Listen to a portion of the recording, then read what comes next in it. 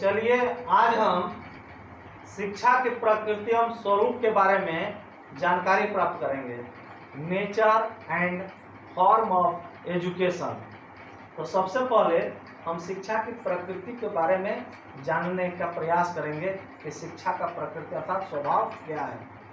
हम जानते हैं कि शिक्षा मानव के विकास की पूर्णता का अभिव्यक्ति है। शिक्षा से ही मानव के अंदर जो इच्छा शक्ति होता है उस पर वह नियंत्रण कर पाता है, और यही कारण है कि शिक्षा मानव को संतुलित बनाती है और समाज के अनुकूल बनाती है।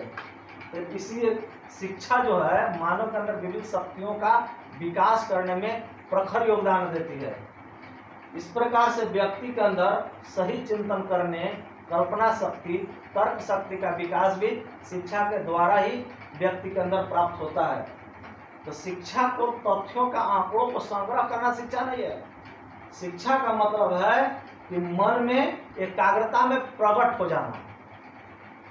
यह व्यक्ति के चरित्र को उत्कृष्ट बनाती है, विकसित बनाती है, सर्वोत्तम प्रदान करती है, व्यक्तियों को संस्कारित करती है।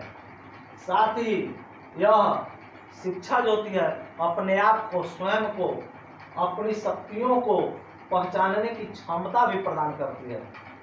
शिक्षा वह साधन है जो आंतरिक गुणों को प्रखर बनाती है, प्रखर करती है। यह बालक के अंदर नैतिक, शारीरिक, बौद्धिक और आंतरिक ज्ञान को बाहर लाने में अपना योगदान देने की क्रिया करती है। इस प्रकार से हम कह सकते हैं शिक्षा ही ऐसा परिवर्तन है जो निरंतर व्यक्ति बालक को उत्कृष्टता की ओर अग्रसर करती है और यह जीवन पर्यंत चलने वाली क्रिया के रूप में स्वीकार किया जाता है। तो हमने इसकी प्रकृति को देखा, अब हम इसके स्वरूप को देखेंगे, फॉर्म ऑफ एजुकेशन। तो हम जानते हैं शिक्षा जीवन पर्यंत अनवरत चलने वाली क्रिया है।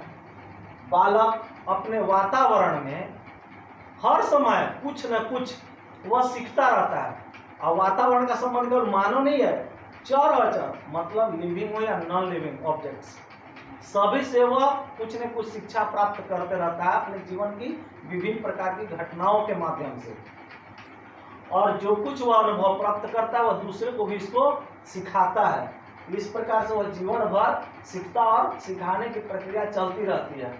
लेकिन अब प्रश्न यह उठता है कि आखिर सीखा कैसे जाए, सिखाना क्या है, कहाँ सीखा जाए, कब और कैसे सीखा जाए।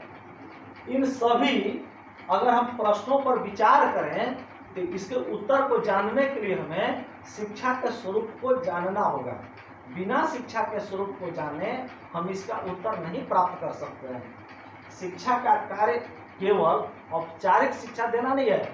विद्यालय की स्थापना द्वारा शिक्षा देना केवल यह शिक्षा का कार्य नहीं है, बल्कि यह अनेक प्रकार से व्यक्ति को प्राप्त होते रहता है। अर्थात शिक्षा के दूसरे स्वरूप भी हैं जिसके द्वारा मानव कुछ न कुछ सीखता रहता है, जिनके अध्ययन से शिक्षा का कार्य वह जीवन पर्यंत चलते रहने वाली क्रिया बनी रहती है। शिक्षा के स्वरूपों को हम विभिन्न प्रकार से देखेंगे, एक समय के आधार पर, एक प्रत्यक्षता के आधार पर, संख्या के आधार पर तथा विशिष्टता के आधार पर। हम इन दृष्टिकोणों के आधार पर शिक्षा के भागों को समझने का प्रयास करेंगे। इसलिए चलिए हम इसके अग्रांकित भागों में बांट सकते हैं। तो पहला है प्रत्यक्षता से संबंधित स्वरूप। इसके दो स्वरूप होते हैं, एक प्रत्यक्ष शिक्षा और दूसरा अप्रत्यक्ष शिक्षा। प्रत्यक्ष शिक्षा मतलब डायरेक्ट एजुकेशन, और अप्रत्यक्ष शिक्षा मतलब इनडायरेक्ट एजुकेशन। तो डायरेक्ट एजुकेशन क्या है? जब हम फिजिकली रूप से, जब हम किसी के सामने बैठ करके, आंखों के सामने बैठ करके मेरा विजिबिलिटी उसका विजिबिलिटी आमने सामने होता है, हम एक दूसरे को प्रत्यक्ष रूप से देखते हैं और शिक्षा प्राप्त करते हैं, तो प्रत्यक्ष शिक्षा हुआ। अब इनडायरेक्ट एजुकेशन क्या है? वह सामने नहीं होता है, हम उसके अनुभवों से, पिछले ज्ञान को प्राप्त करके दूसरे के द्वारा सुने गए अनुभव के आधार पर जो हम शिक्षा प्राप्त हुआ, हमारा क्या हुआ? अप्रत्यक्ष शिक्षा। अब शिक्षा का दूसरा स्वरूप जो समय से संबंधित स्वरूप है, तो इसके दो रूप हैं, एक नियमित शिक्षा रेगुलर एजुकेशन और दूसरा है अनियमित शिक्षा इरेगुलर एजुकेशन। तो रेगुलर एजुकेशन क्या है? जब हम नियमित रूप से विद्यालय में एकदम बैठ करके या किसी व्यक्ति के सामने नियमित रूप से हम बैठ करके जब शिक्षा प्राप्त करेंगे तो वह नियमित हुआ। और जब कभी कभार हम शिक्षा अगर ग्रहण करते हैं तो वह क्या है? हमारा अनियमित शिक्षा इरेगुलर एजुकेशन होगा। अगला है संख्या से संबंधित शिक्षा का स्वरूप हम लोग जानेंगे। तो इसके भी दो स्वरूप हैं, एक वैयक्तिक शिक्षा इंडिविजुअलिस्टिक एजुकेशन और दूसरा है सामूहिक शिक्षा ग्रुप एजुकेशन। तो वैयक्तिक शिक्षा क्या है? जब व्यक्ति विशेष को शिक्षा प्रदान किया जाए जिसमें कि एक बार में एक ही व्यक्ति हो, तो इस प्रकार से अगर शिक्षा दे रहे हैं तो वैयक्तिक शिक्षा हुआ।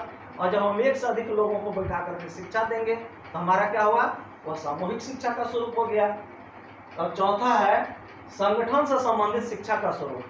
तो इसके भी दो रूप हैं, औपचारिक शिक्षा फॉर्मल एजुकेशन और दूसरा है अनौपचारिक शिक्षा इनफॉर्मल एजुकेशन। तो क्या है? औपचारिक शिक्षा जो विद्यालय के रूप में स्थापित है। विद्यालय क्या है? हमारी समाज के एक लघु संस्था के रूप में है।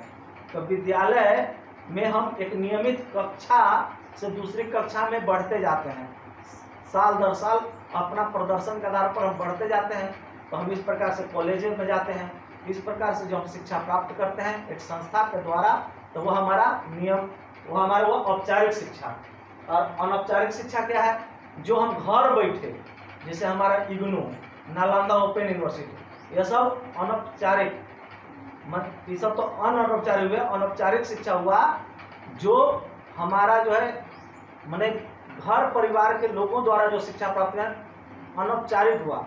अब एक और होता है अनौपचारिक, जो हमारे खुला विश्वविद्यालय जो हैं ओपन यूनिवर्सिटी, जैसे नालंदा खुला विश्वविद्यालय हुआ, हमारा इंदिरा गांधी ओपन यूनिवर्सिटी हुआ। इस प्रकार की जो शिक्षा है अनौपचारिक शिक्षा। इस प्रकार से हम शिक्षा के स्वरूप को देखें। और अगला है पांचवा विशिष्टता से संबंधित स्वरूप। इसके भी दो रूप हैं, सामान्य शिक्षा जनरल एजुकेशन और अगला है विशिष्ट शिक्षा स्पेसिफिक एजुकेशन। सामान्य शिक्षा होता है जो सामान्य बालक, जिसमें अधिकांश बच्चे सामान्य गुण धर्म के होते हैं, स्वभाव के होते हैं, उनकी बौद्धिक क्षमता एक समान की होती है। तो इस प्रकार से जो शिक्षा वो सामान्य शिक्षा। विशिष्ट शिक्षा क्या है? जो विशिष्ट बालक हैं, जिनके अंदर शारीरिक विकलांगता या कुछ न कुछ सामान्य बालक से अलग, उनके अंदर विभिन्न प्रकार के डिसेबिलिटी के चलते उनको एक अलग तरह से शिक्षा दिया जाता है, वह विशिष्ट शिक्षा हुआ। इस प्रकार से हमने शिक्षा के स्वरूप को देखा। तो आज के लिए इतना ही। चलिए, धन्यवाद।